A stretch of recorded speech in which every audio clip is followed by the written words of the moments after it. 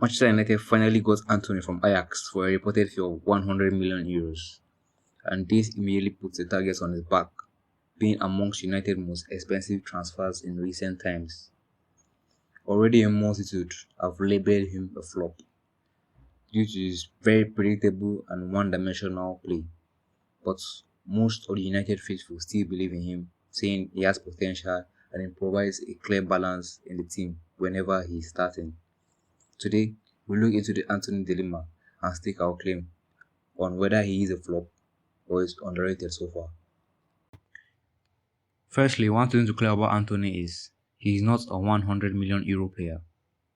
Due to the global pandemic which happened years ago, players' prices have inflated to the top.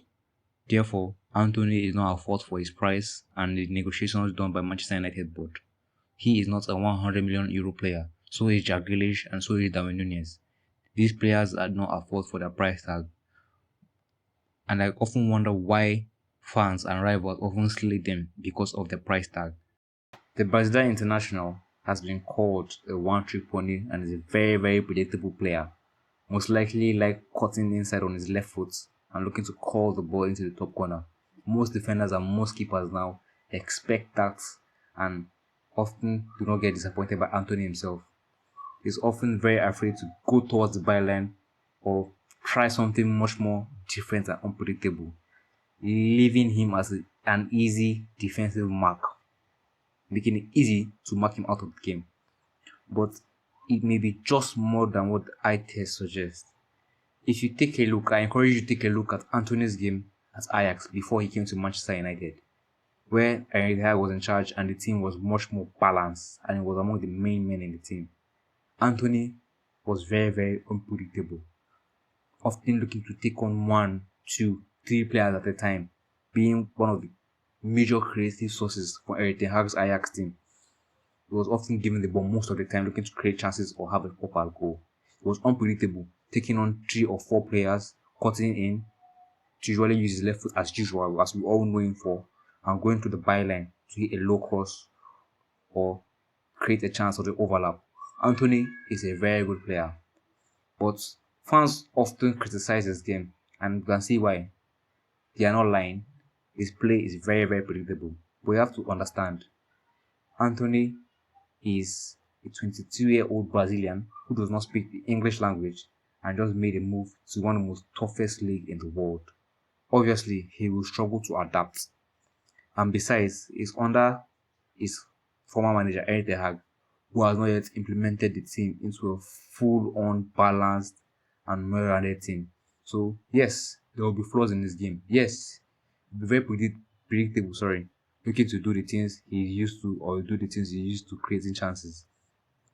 Yes, Antony now is a one-trick pony, but it was not just bought for the now, it was bought for the future. Being 22, he has time to grow, time to exceed or reach his maximum potential. That is why Ten Hag trusts him. And besides, he's not only offensively, Antony offers brilliance. If you look at him, he's a very precious damn player.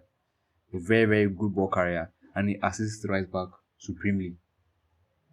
Antony always supports and always defends when needed to. These are the things the critics will not tell you. These are the things the critics will not look into. They will often just say he's a 100 million player and they expect more goals, more assists, and that is fine. That is fine. But I'll question you on this. If you look at Jack Grealish, the 100 million player, in his first year at Manchester City, being an English player that have experience with Aston Villa, he has not, how will I say, he did not influence the Man City team to do this much. Yes, he won the Premier League.